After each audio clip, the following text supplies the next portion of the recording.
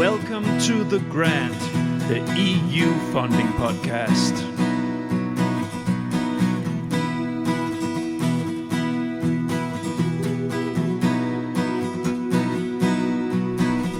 The Grant. My name is Niels Tudor Winter, and I'm the creator, editor, and host of The Grant. The Grant is an independent podcast initiative with the ambition to dig into all corners of the EU R&D funding system on topics of interest for the full EU R&D funding community.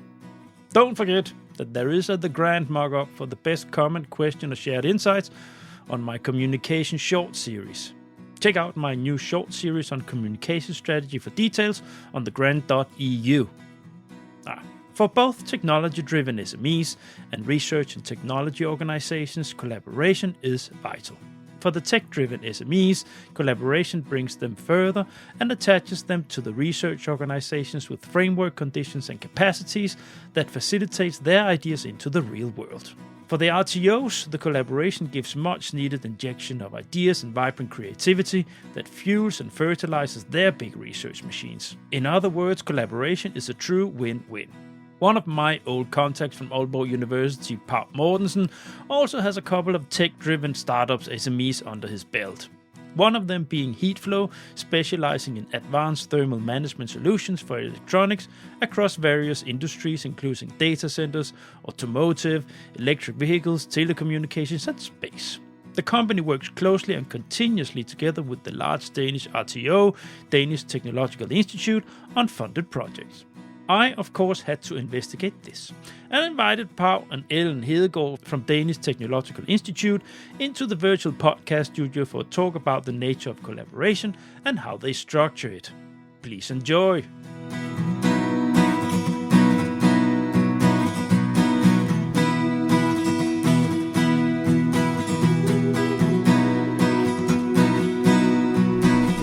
The Grant.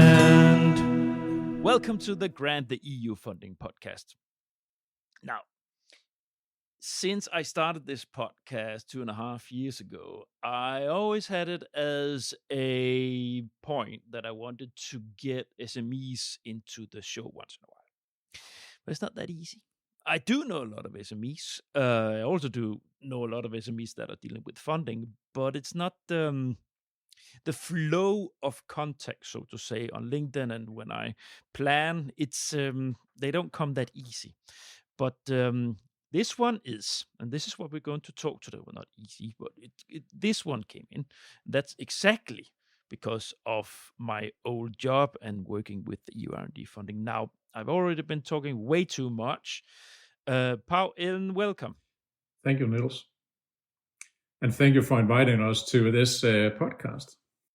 Sure, and with all due respect, of course, we're not only going to talk about Heatflow, because we're also going to talk about private research and collaboration between SMEs and R&Ds, and that's why Ellen is on board. But you'll get much more information about that shortly. But first of all, Ellen, ladies first, can you present yourself shortly? Yes, thank you, Niels. My name is Ellen. I am a material scientist by training, but my current position is as a business manager at the Danish Technological Institute, or DTI in short, where I am a business manager in our research and development activities within additive manufacturing. Yeah, and Paw? Yeah, my name is Paw Mortensen, and I'm the managing director of Heatflow in Denmark. And we are developing practical, innovative solutions that help industries become more energy efficient and sustainable. And sustainable is really the key word here. I'm also a mission officer at Aalborg University, so that's quite good link that I have these two positions that can actually build on top of each other. So that's my brief about me. Yeah. And maybe to motivate a little bit, I've been working for the North Denmark EU office, and during that period, we didn't have a lot to do with each other, but we had frequently we had contact because I was supporting also the university. Aalborg is lying in north of Denmark, and hence afterwards, when I continued working for P&O, you grabbed me because you needed support, and you're already in contact with Marco Molica from P&O in Italy, and we ended up having a framework agreement and doing regularly doing proposal developments for different sections of the university. So that's sort of the key to our connection. So we're not going to talk about your university position. We're going to talk about the company you have. And Paul, let us start there, and then Ellen, she will qualify the Danish Technological Institute in a moment. But maybe you give us an introduction to the company and what you do. Yeah, sure. At Heatflow, we are very much focused on developing energy efficient, sustainable solutions, as I said, and this is through innovative technology and advanced manufacturing techniques. So since the beginning of the company in 2018, we have focused on creating cooling system and thermal management solution that solves real-world challenges for industries. And this by listening to the market needs. That's very important in this case. So our goal is to help companies reduce energy waste, improve efficiency, and lower their environmental impact. We are quite a small company. That means that we can stay quick on our feet and easily adapt to whatever comes our way. And that has allowed us to align our innovations with the needs of the industry we serve. Mm-hmm. So by combining our engineering expertise with a strong focus on sustainability, we have become a trusted partner for both industry leaders and academic institutions. So we have some focus areas product-wise. We very much see the compact cooling as where we can actually add value. So we are very much about electronics cooling systems, where we developed advanced cooling systems designed especially for compact electronics. And these solutions focus on improving power density, enabling higher performance while reducing the overall size and material use. By optimizing heat dissipation, these systems support the creation of a more efficient, cost-effective, and environmental-friendly electronic devices. Yeah.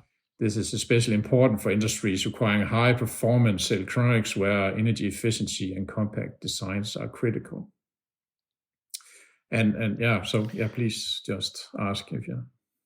Yeah, so this is just to get it down to the average listener here. So you are within energy efficiency. You've developed a software solution that makes energy efficiency much easier for a key element in the green transition, right? It's more like the cooling equipment inside. The project we have demonstrated in an EU Live project called Live for Heat Recovery. We actually have demonstrated how we can efficiently cool down data centers, or especially in servers. And the reason why this is interesting is that we can do it passively. You'll see we don't actually use a lot of power to cool. So in data centers, that's about up to 40-50% of the power consumption goes to cooling of the data center. So this is really high, it put a lot of stress on the electrical grid, and it also make it very inefficient. And that's why there's a huge focus in optimizing or improving the efficiency for data centers, especially in Europe, and especially looking at the AI coming up now, where we can see a dramatically increase in power consumption for data centers. So for us going in and provide a solution that can reduce the energy consumption for data centers has a huge impact on CO2 emissions. So this is why we see this as a good timing to demonstrate what we can do.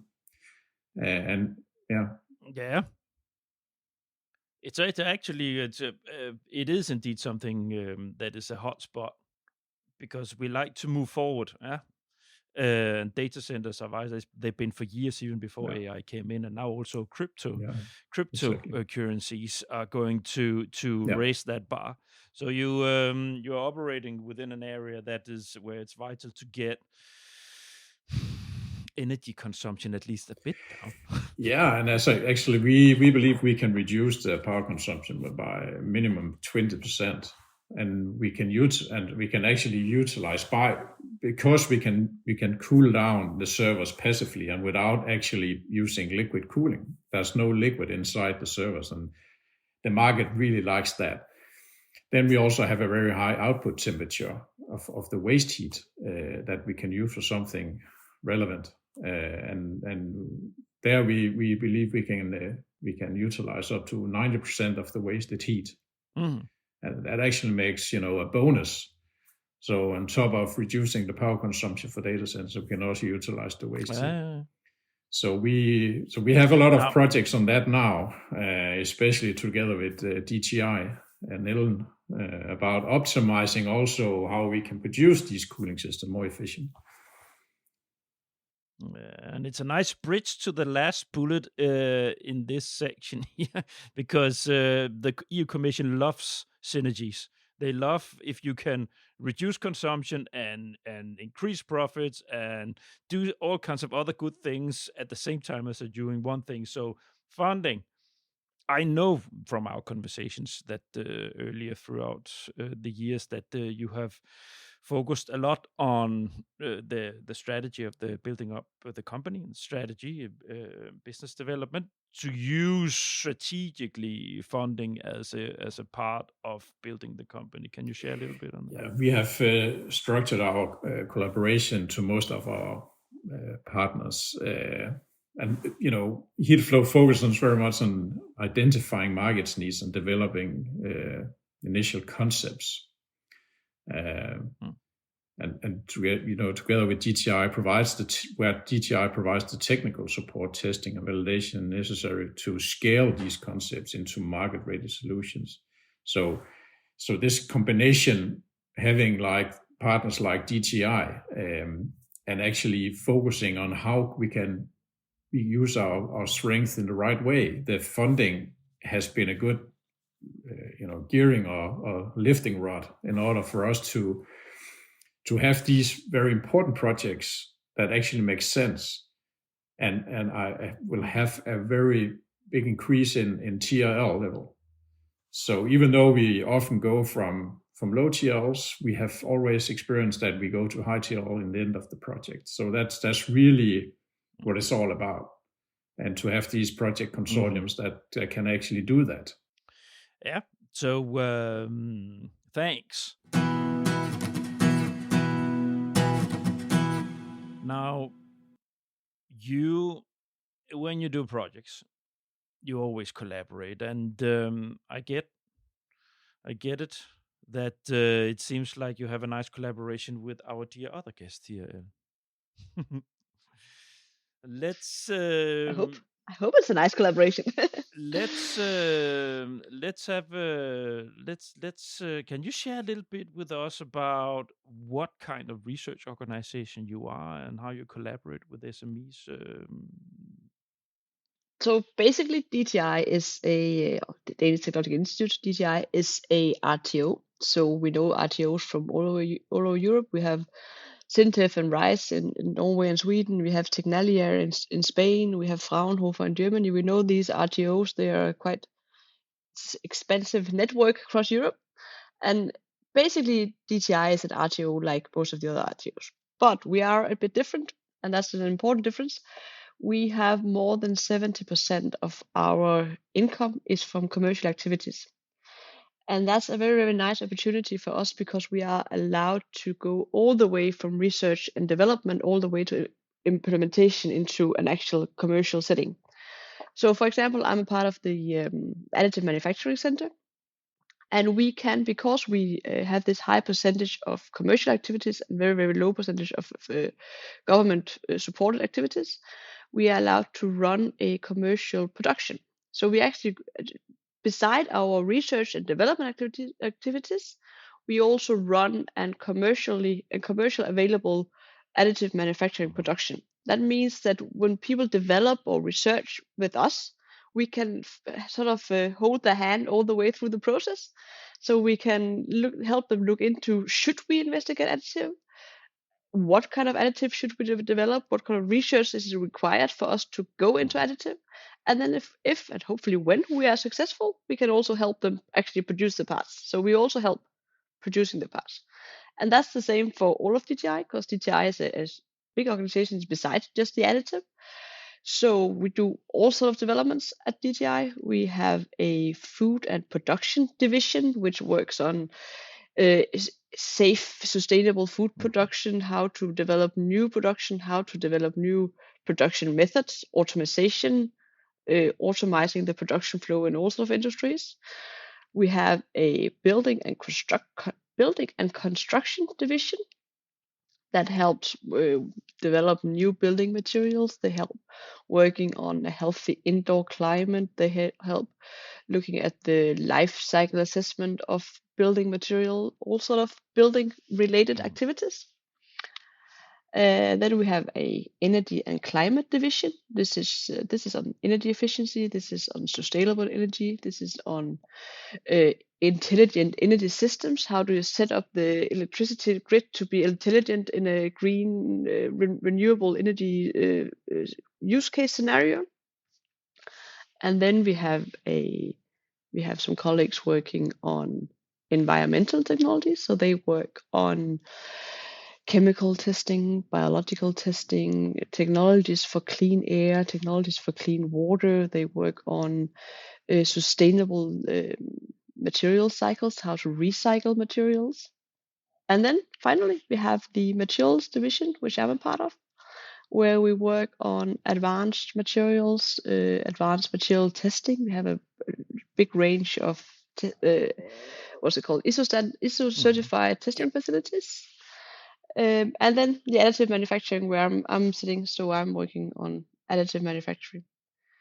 So that's sort of overall what DTI do. And within this area, we do all sort of things. So all of these divisions have combined, we have 1,100 people, and that might not sound like much comparing to example Fraunhofer, but Denmark is a much smaller country. You compare. So Denmark is a much smaller country. So 1,100 is actually a fairly large organization. For Danish standards, that's a quite large research organization. Yeah. So we are the one of the largest RTOs in Denmark. And each year we work with more than 10,000 customers, and we have almost 40,000 specific solutions that we offer each year. So we do a lot of different stuff. And as I said, most of that is commercially, but we also do a lot of research, funded research activities. And how do SMEs then fit into this? That's when you look at all of our activities, commercial, funded, at all, then more than 90% of our activities, all in all, is with the small enterprises and medium-sized enterprises, and actually more than 75% of our activities are with small enterprises. So we are very, very used to collaborating and working with small enterprises. This is sort of our, I won't even say a cornerstone in our organization. I will maybe say 3 out of 4 cornerstones are on working with these small industrial players and help them scale their technology, help them develop their technology, help them bring their technology to market and make sure that it meets the requirement of the market. That is overall what we do within all sort of technical activities. So it's a little bit like most people listening to this podcast who is acquainted with how Fraunhofer Technology works, especially in the big countries of Europe, where you have research sections, but you also have a commercial business. You have a service section where you sell specific elements. In Denmark, you are also officially certified, right? Isn't that correct? You can. How is it? You're a GTS institute, right? So you can. We're GTS, yeah, and that's sort of the Danish version of an RTO, yeah. And we are also but we also certified a lot of other things. So we are certified also for testing facilities. So we also have a lot of just commercial available testing facilities. Exactly. So these certificates, of course, it costs money to get that officially certified for specific standards of a product, whatever. So that's of course part of the elements. And then, as you also told me pre-meeting here, that there's a natural connection. Yeah? It's the companies, they know very well that sometimes they need to pay for stuff. It's not like universities, they sometimes get afraid when they need to pay some invoices. Here it's perfectly natural. You know? They know, okay, that costs money, and then they collaborate also with you. So there's natural synergy with the fact that they need to develop something, and then in the end, so that they can do together with you, and then in the end, okay, they need to pay you for whatever to get it certified. So and there are also other elements in the collaboration with them where there is there's a synergy between those two sides. Yeah?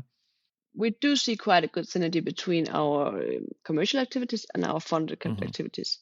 Another important synergy is that we work with, as I said, majority of our activities are commercial, but because we work with so many SMEs in that, like that kind of activities, that can be everything from testing to developing a new surface coating to whatever we do with them. We talk to so many SMEs that we can also help them spot when do they have an idea that have a potential for funding. So that's also one of the things we do, that if companies who have no background, no experience in funding, they come and say, we have an idea, is that suitable for funding? Then we can also help them map that, that might be a suitable idea, or but you maybe need to focus on this part of your development for the funding, and then you have to pay for this part of development yourself. So there's quite a good synergy between that. We also are in contact with this high number of SMEs, and we know the funding landscape in Europe quite well.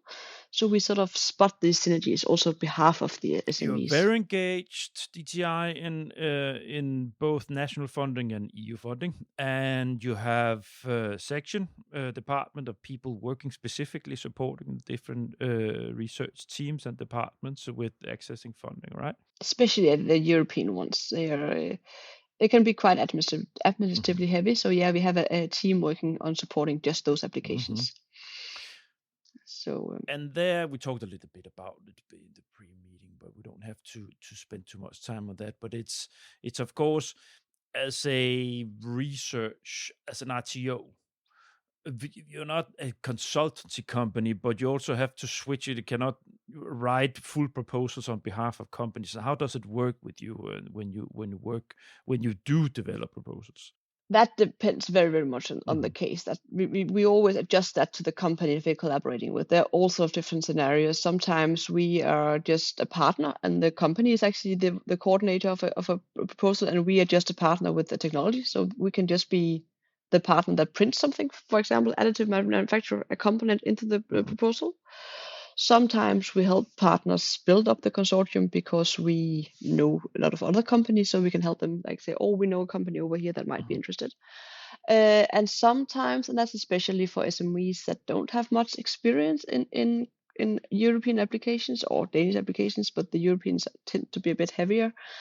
Then we also help sort of doing some of the administrative stuff because we have that experience. We know how to log onto the platforms and which criteria you have to fulfill and all these admin stuff. We are experienced in that. So it very much depends on the company and what that company need and what sort of collaboration that company sees as beneficial for them. Like how do we set it up in a way that's beneficial for them? Yeah.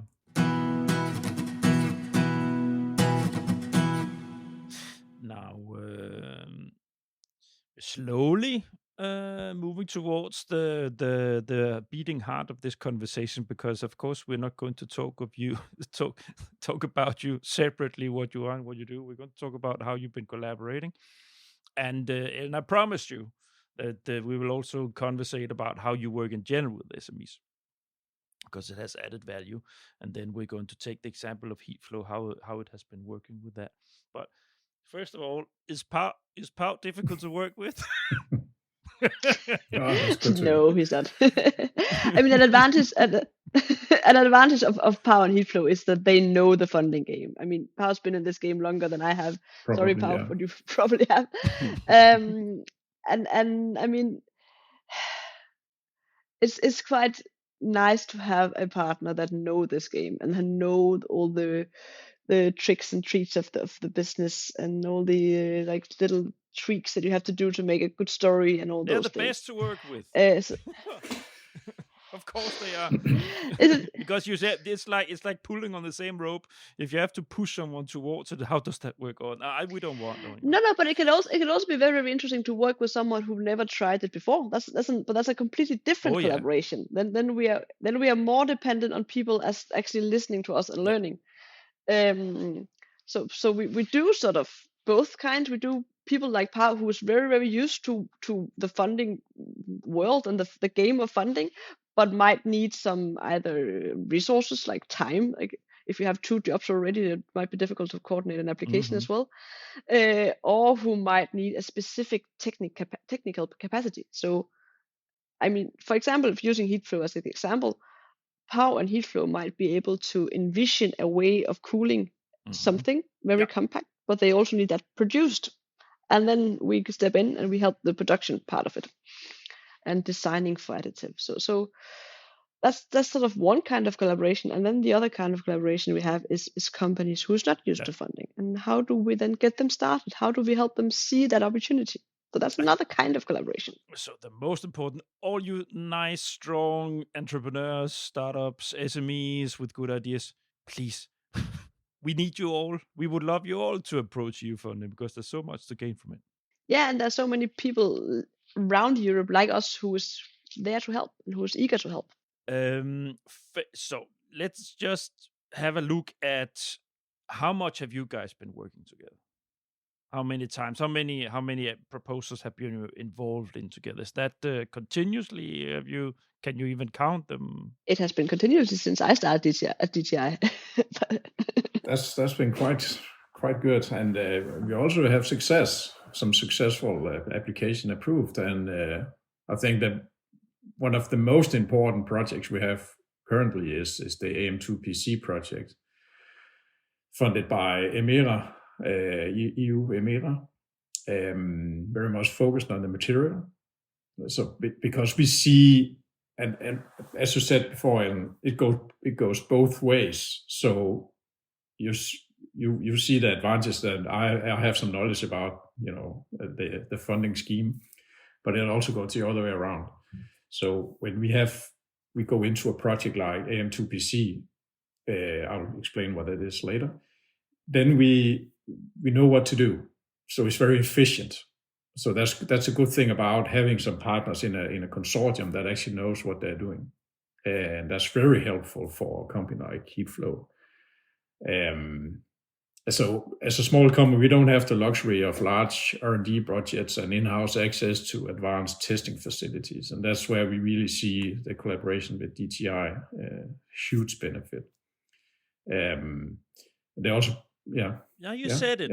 Now you said it, Paw. Describe a little bit the organization. How many people are you in Heatflow? Well, we are 3 owners, and then we actually hire people when we need to. So ad hoc. Yeah. So that's the way we operate, and we want to make it lean and smooth, everything. So we need to be efficient because we are a small company, and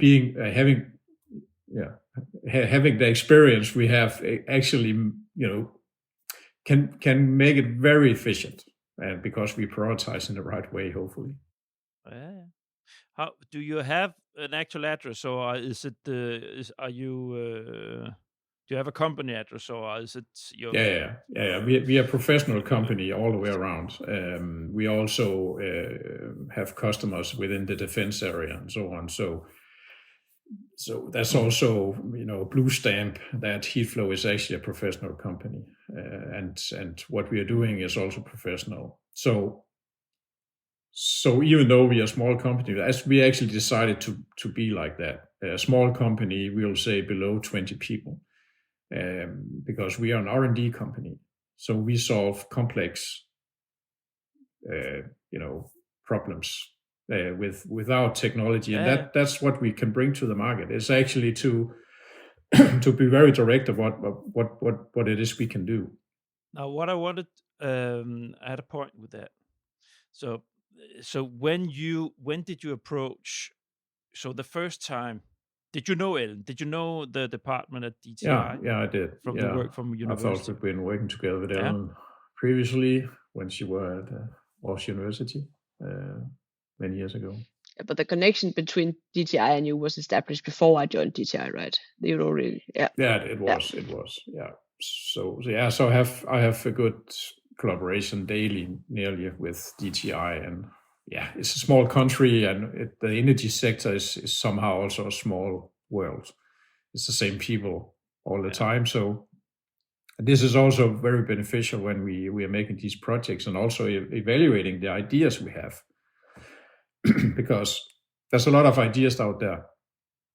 But the good ideas is actually where we can increase the level of TRL and actually solve some problems in the market. And what is a good idea? That's also about experience. So also I will say that the collaboration in Denmark and especially DTI has been essential for Heatflow.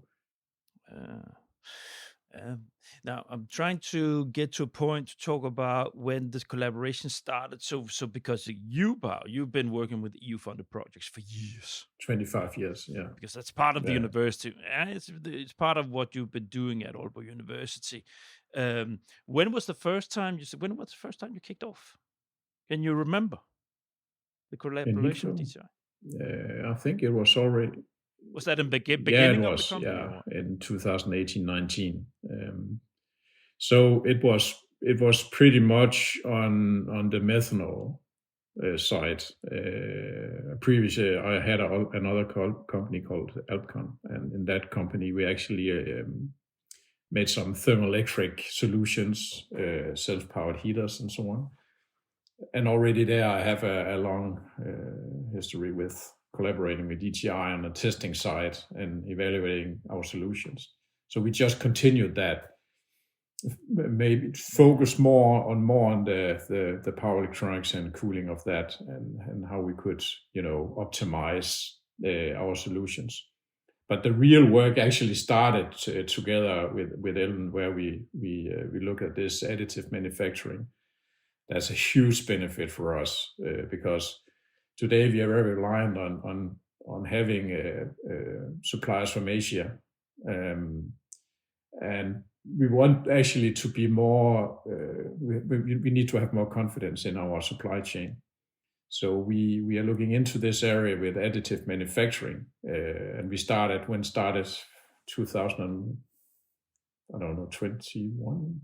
I can't remember, but maybe 3-4 years ago, and start to look at how can we collaborate on actually improving a very complex cooling solution and making, even though we are changing that to be a more complex manufacturing technique, we can actually in the end be more, make it more easy and actually also move the jobs from Asia to Europe.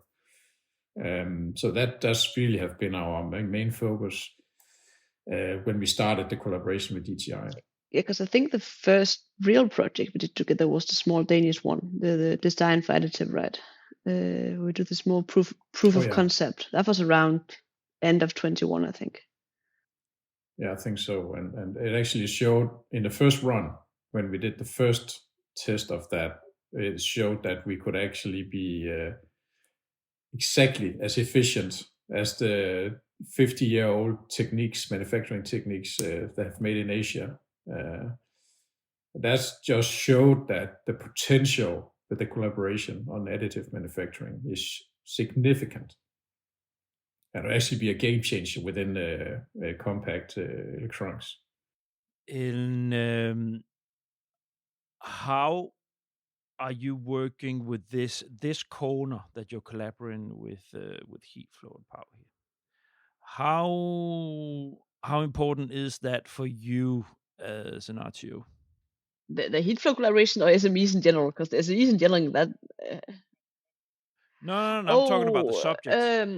The subject, yeah. About.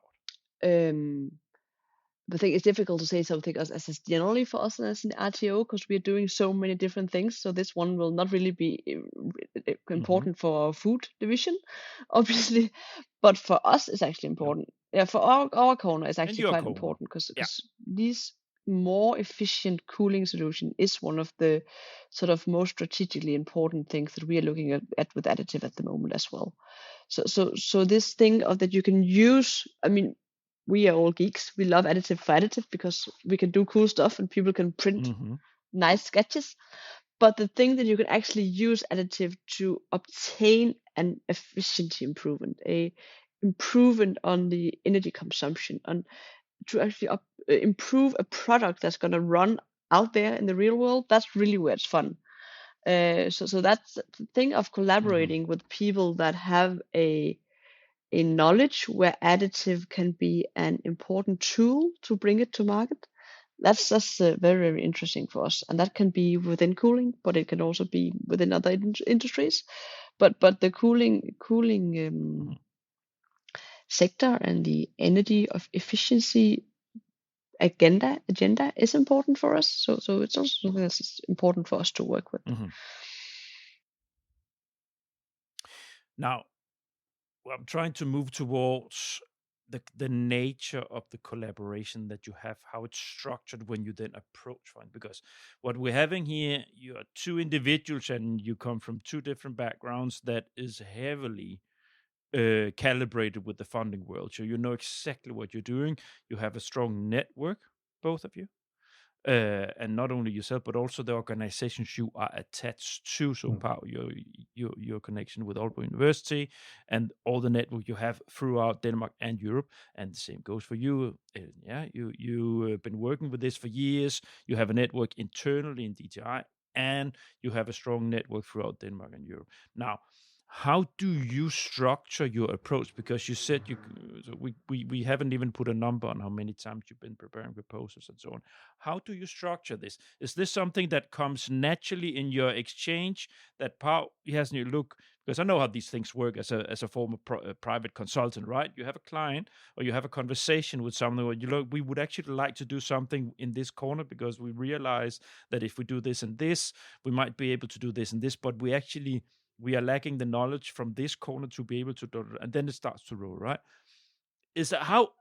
I'm just trying to do some archaeology here on the nature of the collaboration, because that's interesting when the ideas they start to jump from a conversation to you bring all your the full piano into play, so to say, to bring something to life. And I think that's the kind of the good sort of long-term collaborations we have. That's the one where each time we do a project, then continuously throughout that project, we talk about, oh, that idea was exciting. Let's bring that into the next project. So the idea that as soon as I said it just before, we started out talking together, and then we set up a very, very small Danish project. I was a part of a bigger project where we demonstrated additive for, I can't even remember, 5 different SMEs in Denmark, very small task for each of them, just demonstrate one part. But then we have the conversation going, and then we make sure that before we hand over that part, we look at it and say, okay, which things were good, which weren't good, and how do we further develop the good things? What is the next project we should apply for? And then we applied for the AM2PC project that Paw just mentioned before. And then we make sure that while we have that project running, we also keep the conversation going. So we don't only talk about, now we have a project, we have a list of deliverables, we have a list of milestones, let's get them checked off. We also talk about what is the next exciting things, and how do we make sure that we get the next application in while this project is running. And then we can sort of start to build up. And that's the good thing with the collaboration like Heatflow, is that both partners is trained in doing that. But we also often help people who say, we really want to do this, but we have no idea how to look. Then we sort of help take more the lead in saying, okay, now we have one project. Should we pick out this work package and build a new project based on just that work package? Or should we, now we are halfway through this project and there was this very, very good idea, should we do the next application based on that? So the idea of never just sit down and just have a list of technical requirements and go through that, check mark 1, check mark 2, check mark 3, but always look at which of these ideas could be taken into the next project. That's sort of when we get that snowballing and rolling, then it's easier and easier and easier to build on top of it. Indeed, and it's also a matter of it's a matter of not stopping. Yeah. you cannot stop the snowball, right? Because if you stop the snowball, then it's not just the connection might be a little looser between close collaboration partners like you. It's like this, and then it also gets a little more. The bottlenecks gets narrower when you need to build new things. If you wait 2, 3, 4 years, and then you need to come back, and so it's definitely there's a certain inner what do you say inner motor that you need to keep feeding, so to say, for the collaboration to be continuous, like more and more fruitful. And as anyone who knows the funding world, if you let it die without having the next project lined up, then even though you start immediately on the next application, it will take half a year to write that, and then a year to get it granted. Then suddenly it was 2 years since you did something technical last time. So you need to keep them. And also understanding the value chain. My suggestion is also to smaller companies, especially R&D companies, who wants to do something within this, take the time to understand the value chain, and also look for the gaps, the missing pieces, when you want to define a project, and also look at the trends in the society, the political trends, but also where's the focus right now, also in the programs and so on. So if you want to have success, the best thing to start with is to understand the value chain of what you're doing. And that's what we still try to understand. Where can we play a role? Or where can we make a difference as a company? And we see making a difference with using additive manufacturing, because we need to make more circular systems. We need to reduce materials in general when we talk about, for example, making cooling equipment. We need to make it more efficient, because we see a trend right now that things are getting big. The power density is stressed right now, because footprint, when you build, for example, a data center, it takes a lot of space. So if you can be more power dense and you can make the server smaller and more compact, it actually a huge benefit for the whole market area. Mm-hmm. So we see, okay, when we can come in and cool directly, hotspot cooling on the CPUs and GPUs and all the stuff inside the servers, we can do that extremely efficient by using additive manufacturing and all the techniques we have available there. We just make a game changer. And on top of that, as I said before, we can also start to make manufacturing in Europe that actually makes sense and can be competitive with Asia and other places, low-cost area in the world. So this is what I mean about understanding the value chain. And together with DTI, this is what we can do, and look at that, because we need to be very we need to look at this in a way that we don't spend too much time on things that doesn't matter. Yeah, but you also, for the political thing that you mentioned yourself, to keep an eye on that, because what you just said is exactly what the Commission wants. It's exactly what they have agreed in the Council. Between the member states, that get more production back to Europe, make it more efficient, make green transition, all this. Yeah.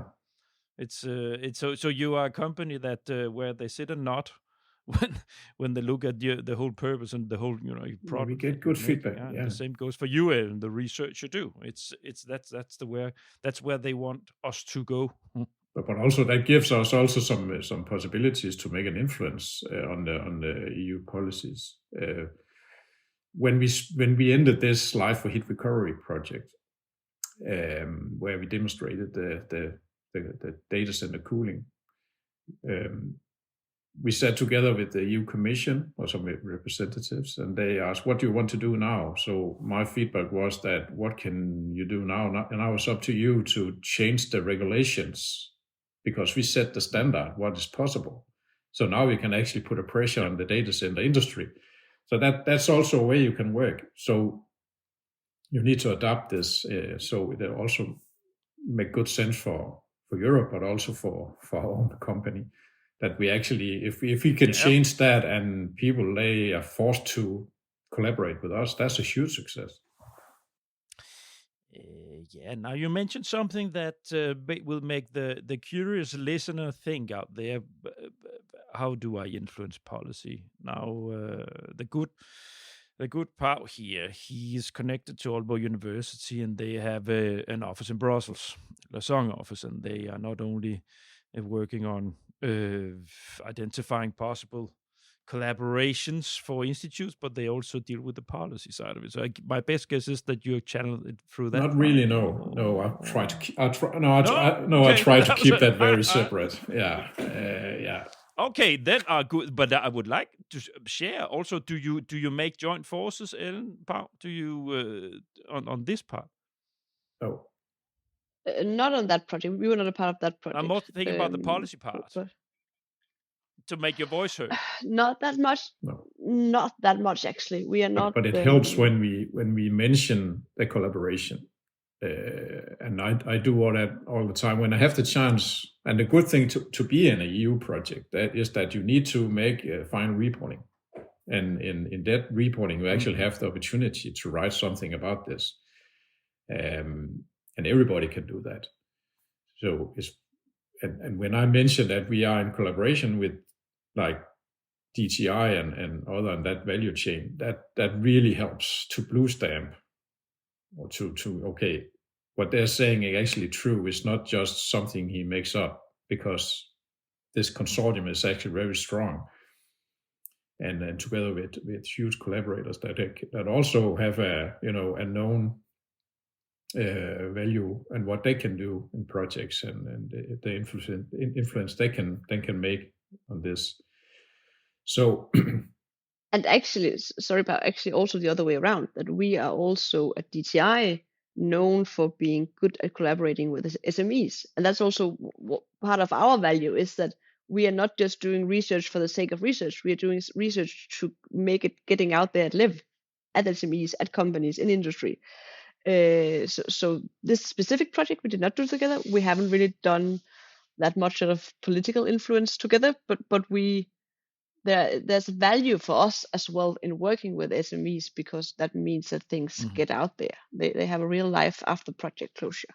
Yeah, Commission, if you're listening, Commission representatives, you also love to hear this, right? Needs to live after the project. Yeah. What's the impact? But sometimes it's for some companies, it's just a hassle to, okay, now we need to file reporting, we need to document things and so on. My suggestion is use it, because that's where you have the access to make an influence to what's needed to be done and to really make the impact on society, all the challenges we have. So see this as a good thing. Are you writing that? Yeah, mainly. Huh? And that's of course based also experience. More times you have been doing that. It's also you're better at prioritizing what needs to be said. Of course. So, and if you don't have that experience, then team up with someone who has. That's also my suggestion.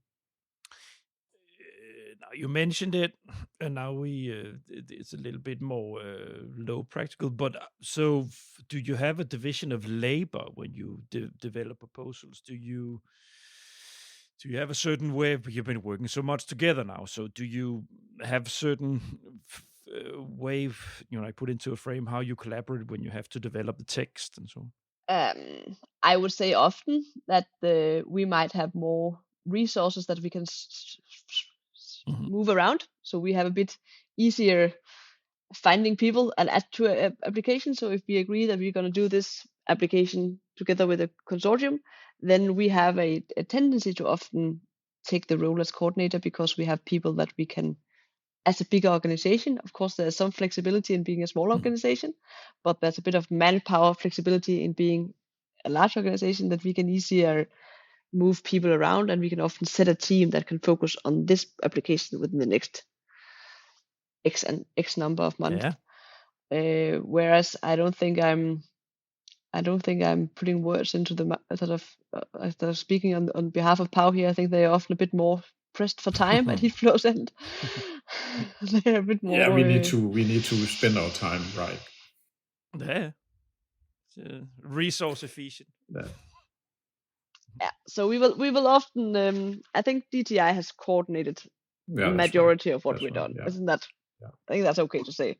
Yeah, but I guess you also here and there, because that was my sort of modus operandi when I was supporting and facilitating organizations from Denmark and Europe into proposals and projects. It was to say, try to find other people who are writing proposals. Of course, for DTI, it's a strategic importance to be coordinating things, because it puts you in a specific position strategically within the knowledge area you're working with.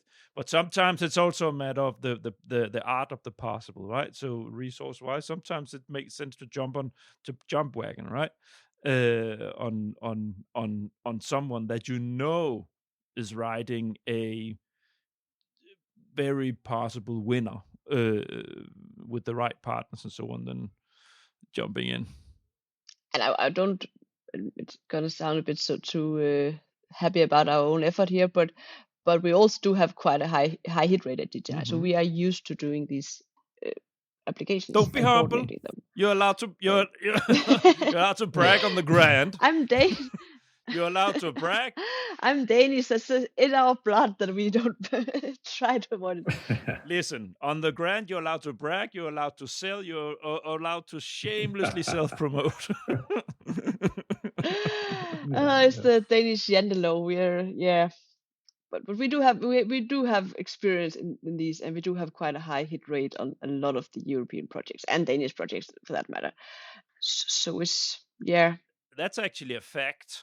And it's a fact. And why is that a fact? That's because you're one of your top 3 or something like this of collecting funding from the European funding schemes in Denmark. In Denmark we are quite high. I actually don't have the actual numbers. I should probably have those somewhere, but I don't have them. But we are quite high on the scheme in Denmark. But another thing, what was I about to say? That might get back to me. I just forgot it. I know it because I've just been at the Horizon Europe conference that the Danish Agency for Science, Technology, and Innovation they had, and they showed the figures, and you're up there with DTI at the top 5 or something like this, top 3. Yeah.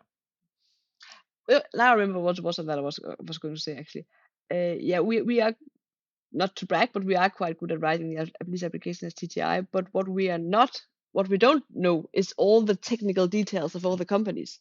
So for us, an efficient process of writing an application is actually that we get all the technical input that we need from the experts in the companies. So I can never be an expert in cooling solutions. I'm not an expert in cooling solutions. Those inputs I need from Paw, and then I can put together an application. And then I need, if we have an end user aboard an application, then I need the end user to describe their use case. That I cannot do for them. But I can put together the application, bringing in the inputs from the different partners.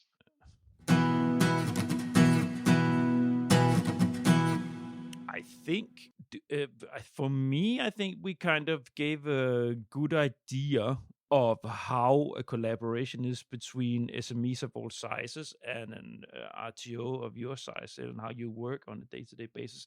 Is there anything else you want to touch upon before we go to the recommendations? Important in relation to strategic collaboration? Not really. I have some recommendations, but I don't think I have any sort of. I would just say reach out, talk to us, talk to people. But that's now I'm moving into recommendations. Sorry, now. Okay, let's move to the recommendations. Now I'm messing up your structure of the meeting here, of the discussion here, because I really want. My point is that the more open you are to collaboration, the more open you are to talking and discussing and building it together, the more easily it is for us to have success. The more easier we will get there. So if you have a good idea, if you want to discuss how could we put this together, reach out. I mean, we will talk to people around you who've done this before, and reach out to people who've tried funding schemes before, because it is a bit of a jungle if you've never been there before. But the more you get to know it, the more you see the path through the jungle. Yeah, I guess it's a matter of both concept, but also a matter of human psychology. Yeah, the closer you get to people in the collaboration you do, the stronger it gets on the content side. Also. Yeah, exactly. So yeah, and then also it's actually possible to do this without spending all your time finding investors, and that's also my suggestion to young startups, that it seems like the first thing you need to do is to find an investor. I really don't believe in that. This is an important point out there. So you sort of focused on the funding instead of finding the right collaborators, finding a sugar daddy. Exactly, and use the funding as a leverage to what you want to do, and not see funding as investment, but more as a where you can actually expand your activities and also be more confident that you have some time to obtain your goals, and not be too stressed about that. So if it takes that you need to have 2 jobs, do it. I don't say you don't need an investor. It's just not the most important thing to get in the beginning. If you need to scale up your business, it's good to find investors. But when you want to build something from bottom, then you need to focus on collaborations and find partners who can do what you are not able to do. That's a good recommendation. I hope so. And also, I have a lot more if you want. Hit me. What else, Paw? An old man. Again, be patient and be focused.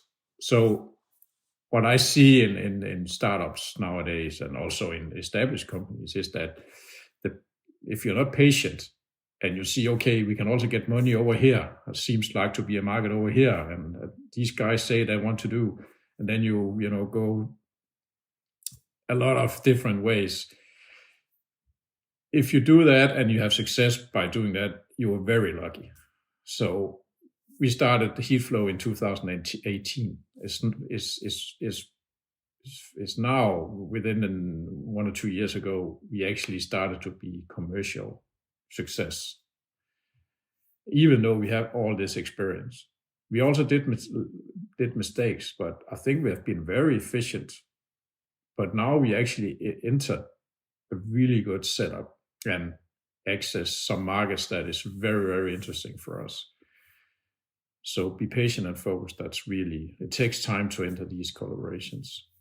And again, look for partner who can complement your strength and also share your vision, because you need to have a vision. You need to be very sure where you want to go, and find someone who actually believes in you. That will be very good.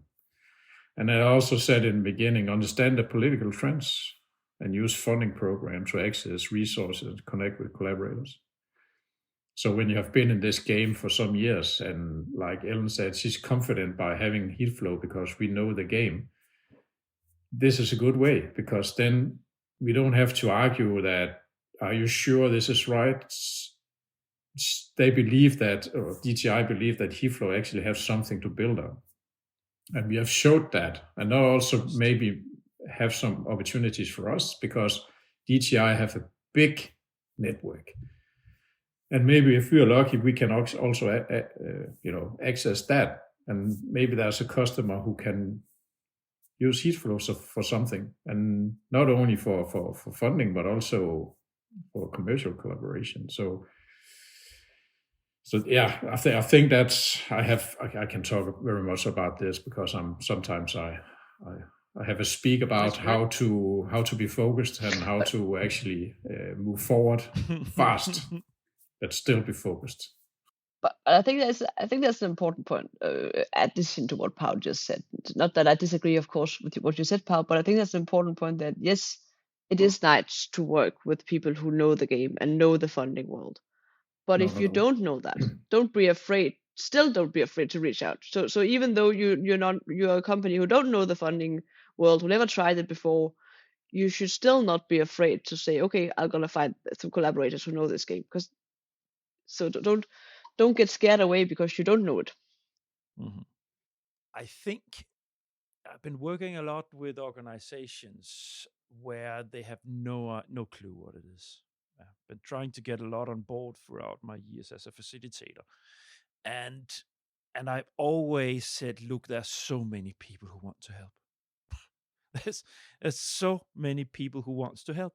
They don't all want to take your money. They're not all private grants consultants that suck you. And even private grants consultants where I was, we did take some clients in without paying us. That was, it hurts any private company to do that. For me as a grants consultant, it was not important. The important for me was to build up the consortium with the right partners. Sometimes you have partners that, and then I help them almost as a public facilitator. And there, so you have the NCPs, you have all kinds of associations or clusters and so on and so forth, or just contacts, people in your network that ask, how do you do this? We never tried this before. People want to help. It's so there's always help to get. And then, of course, one of the most important ones, the grant. You have so much help. I have developed so many episodes for so many of you out there that guides you through a lot of things. So don't never forget the grant. That's a good platform. Yeah. So yeah, we're very happy to be a part of this, and I also think that we could elaborate on how you can actually use this type of communication in a very efficient way to I try to. Because it's really, you can read a lot about EU funding and how to use that as a tool to build up your business and so on. There's a lot of books about that. I know you can search the internet a lot, but a podcast version is I think it's a good way to communicate. So we just encourage people to do that, and to actually also, if you are a young company or established company, you want to enter this, contact Niels and set up a podcast and talk about it. That's a good way to learn, listen and learn, and we'll be happy. Both Ellen and I will be happy to do this again and share our experience and come with some good suggestions on how to do things. And people, I'd love to be part of your entourage. No. I'm blushing. Now, the thing is, people, this is not staged at all. But I would love to, because that's part of what I do in my way forward. We talked about developing your company, right? And it is a company. I have a VAT number, all this. So yes, indeed, it's part of my strategy to join EU proposals and projects. So indeed, don't leave me hanging. I'd love to join. I'd love to join and develop something together with you on your communications dissemination part of the things that you're doing in the future. So by all means. That's a part of collaboration. We need to have these shared visions. And people out there, can you feel the love? Is it coming? Yeah. Is it coming through your headset? Yeah. No, my dear listeners, you will be follow this on the sideline, because of course then there will come more sound. So you'll see. That's a good cliffhanger.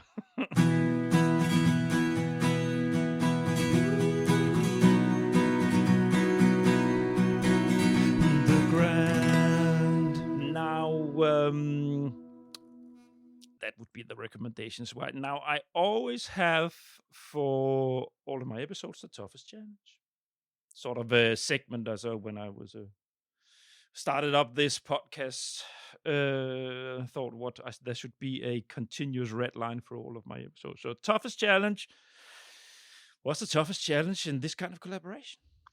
I would say getting started, getting it up and going, especially when working with SMEs or other companies who've not tried it before.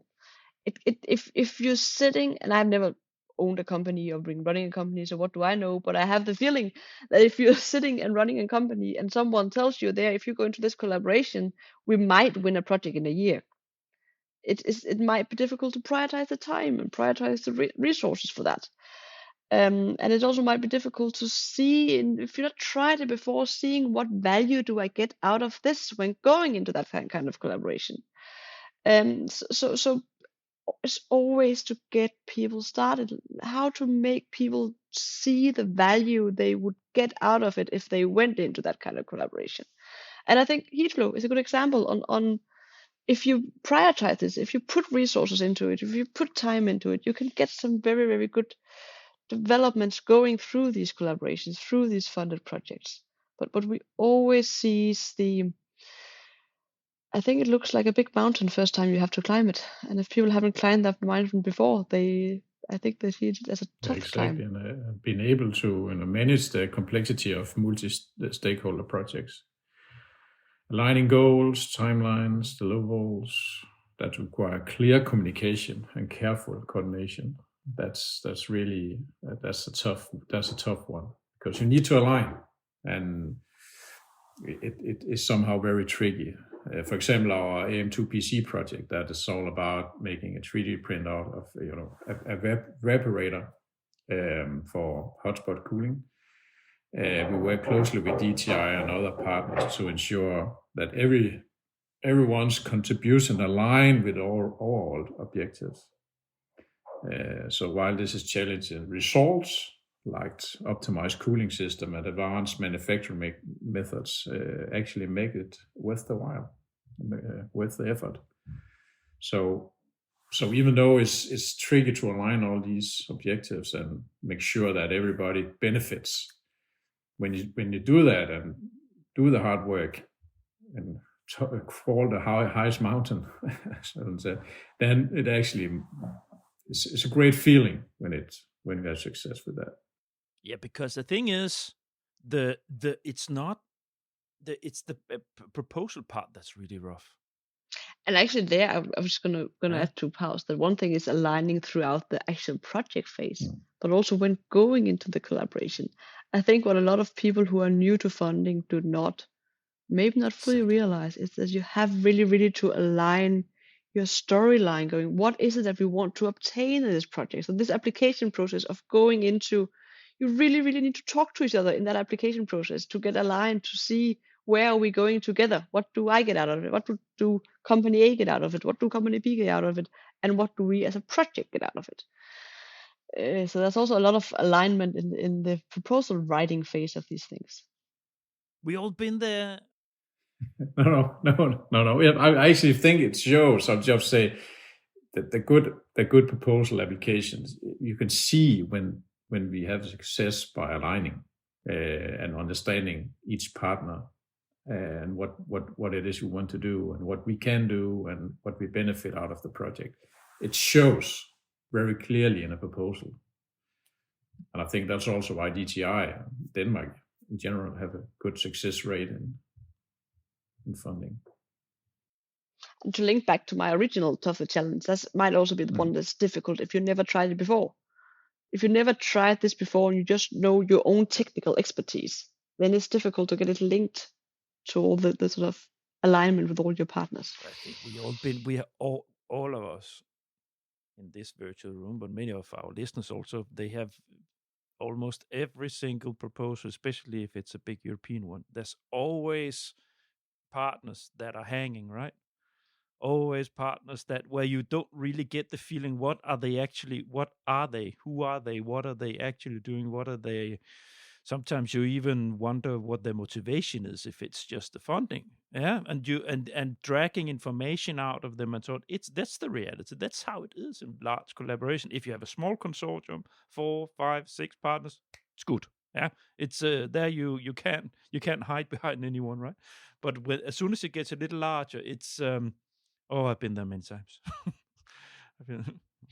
But often what I actually see is people who are we know what they want technically, but it's difficult to get their sort of their motivation, their have this. Why do they want to do this technically? Have that shining through the application. That takes a bit of a practice, I think, when writing your first applications. But also being a bit afraid about the self-financing part. If you get 50% funding, what should I do with the other 50%? I think that's nearly always a discussion point when you have some partners in a proposal, because that's also important to understand how you can deal with that. And it's not only the small companies who are dealing with that. There's also big companies who we know have a lot of money in the bank, but they're still concerned about the self-financing part. So that's also experience, because there are actually ways to come about, to look at this in another way. And that's also why you should avoid anyway to make projects that is not also aligned with your commercial business, because it should be a leverage to do something bigger and not use this as an investment tool. So that's going to the square root of why you should approach funding in the first place. Never ever approach funding for the money. But I think a lot of people approach funding because it takes off the risk of something you want to do. Never be motivated by that's a lot of money. Never, because it's going to destroy you. It's going to destroy your network. It's going to destroy your collaboration with these people. So unless you can get 100%, I think that's good. There are some programs you get 100%, but that's not enough to. Coordination and support actions all the time. No, this was a nice conversation. And there's a nice cliffhanger for everybody to see if will they collaborate? Will the grant be on board together with these nice people? Let's see. No. Ellen, I'm just going to land the plane before we say goodbye to the listeners. So dear listeners, thank you so much for listening to the end. I hope you enjoyed this very, very nice conversation about strategic and practical collaboration between a small, vibrant SME and a nice ITO, big nice RTO, how that works. Go to my website, thegrant.eu. You'll find lots more of information, lots more content, lots of episodes relating to this topic. Not so many SME episodes yet, but there's lots of if you browse yourself in there, you'll find lots of nice content, definitely. And while you're in there, don't forget to subscribe to my email list. That's how you can help me as an independent podcaster. So thank you in advance for that. And finally, of course, connect with me on LinkedIn and go in and like the Grant page on LinkedIn. That's where I try to channel people these days. That's it. I say this a lot in the end of my episodes these days, because I am becoming much better and more efficient in this end. This little speech in the end. Ellen, Pa, thank you for joining me here. Thank you for inviting us. That was really great. Thank you for inviting us. Pleasure. You're most welcome. Let's say goodbye to the dear listeners. Bye. Bye-bye. Bye. Thanks for listening to this episode of The Grant. All the Grant episodes have their own site on the Grant website. You will find the link in the episode notes where you listen to your podcast. On the site for this episode, you will find a link to Paw's and Ellen's personal LinkedIn sites and to Heatflow and DTI. Next week, I am excited to present an introduction to the ERC interview. You can all look forward to that. And don't forget to leave a comment on LinkedIn post for my Communication Shorts episodes. There is the Grant mark in the pot for the best comment. See you next week.